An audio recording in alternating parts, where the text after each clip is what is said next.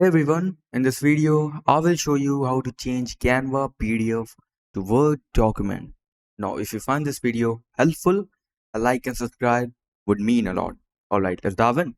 Now, first of all, just open your Canva design.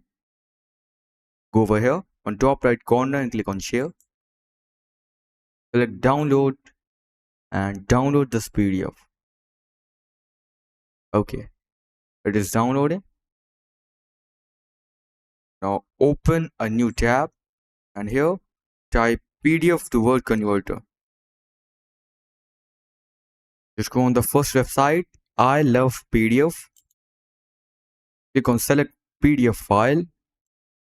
Just upload the file over here and just click on convert to Word. Wait for a few moments. Now, as you can see, the PDF is converted to Word document.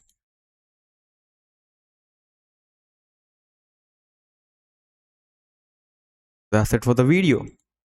That's how you can convert PDF to Word. Thanks for watching.